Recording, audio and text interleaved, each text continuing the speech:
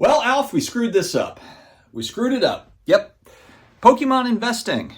Thought that I had a pretty good handle on this thing when I started doing this in December. Yes, I'm a sports card guy. I moved over into the Pokemon investing in quotation marks space, or speculating, probably the better word. And I don't want to say I necessarily made bad buys. I mean, I bought booster boxes of Vivid Voltage at about 120, 125. I'm certainly not down on anything that I bought over the last couple of months, but the one thing that I think that I just forgot before really diving headfirst into it, not necessarily a bad thing to kind of get your feet wet, get in and buy some things, but you can't boil the ocean, meaning that there's so many cool things out there. I collect sports cards, action figures, graded video games, sports trading cards, entertainment cards. So I've got a wide variety of things that I'm into. And so with this, I got all excited and I got in and I bought some really cool stuff. I don't have any regrets on what I bought, but now it's time to really zero in the focus, try to figure this thing out and make sure that in 2025, I'm not trying to do too much with limited capital. I don't have $1 zillion to come in. I'm not Bezos coming in and buying all this stuff.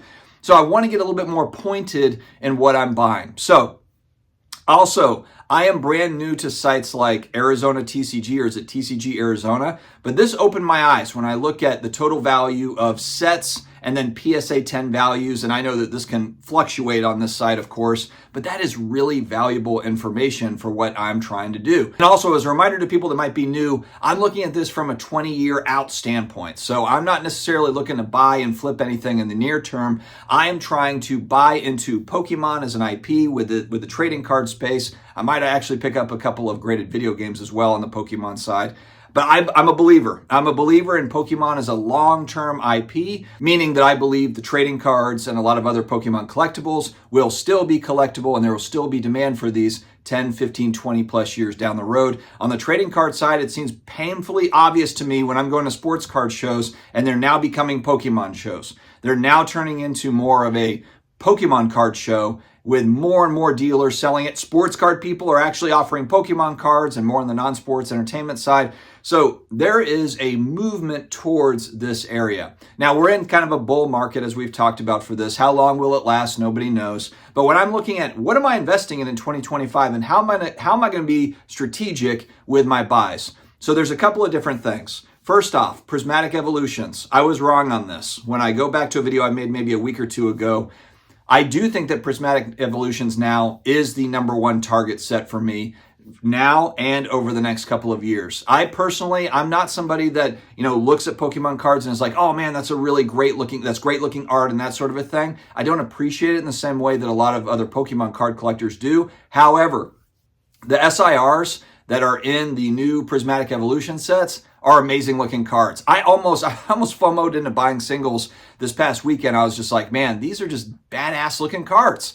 Now, will the prices come down on the singles and on the sealed product over the next couple of years? I do think that they will. I don't necessarily think they're going to drop heavily, but I think that there will be instances where they've dropped down. And for me, I've only got 3 ETBs that are coming my way now. I don't have any sort of distribution or anything, so it's all secondary market. And a buddy of mine, he had 3 ETBs, the regular ones, obviously not the Pokemon Center exclusives, that he sold me for $100 each shipped. So I feel like, hey, you know what? That's a fair market price. I'm looking at what they are on eBay, and that's lower or right kind of on par with where they are. So I'm starting there. I know there's more products coming out. There will be booster bundles. There's going to be special boxes. I think there's like a premium box or something that's coming out in May that's going to have 15 packs in it.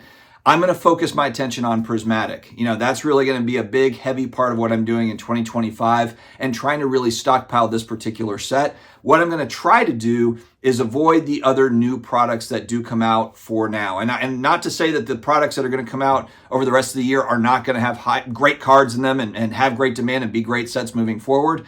But for me personally, right as it sits right now, I'm just going to focus on Prismatic. And I'm actually hoping that the new sets that come out coming after Prismatic will have people kind of move their attention there, and maybe we get a little bit of a price reduction with the reprints and everything coming back on Prismatic to where I can buy into some of these products at fairly reasonable retail prices or secondary market prices, again, with the idea that I'm going to hold over a long period of time.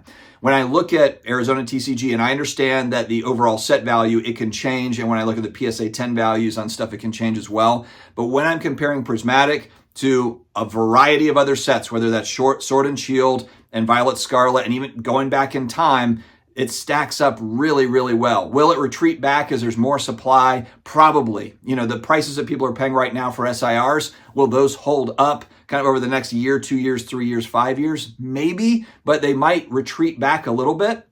But even still, even if they retreat back only a little bit, if they crash, that's one thing. But again, as I'm comparing to a lot of the other hot sets, when you look at the complete set, and tell me, and I'm learning here, guys, so viewership, when I am comparing Prismatic to Lost Origins or Fusion Strike or any of, just pick them.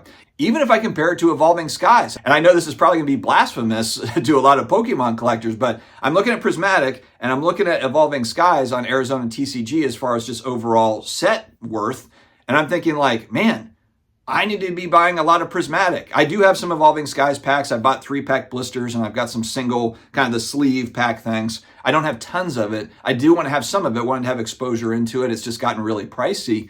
But Prismatic feels to me like a really, really good buy in the short run and probably in the long run. And I'm just kind of hoping that, again, with a lot of the new sets coming out, there are a few exciting sets coming out in Pokemon this year. I'm hoping that suppresses down a little bit the demand for Prismatic in the short run. Try to stockpile here for the rest of 2025 and probably going into 2026 as well.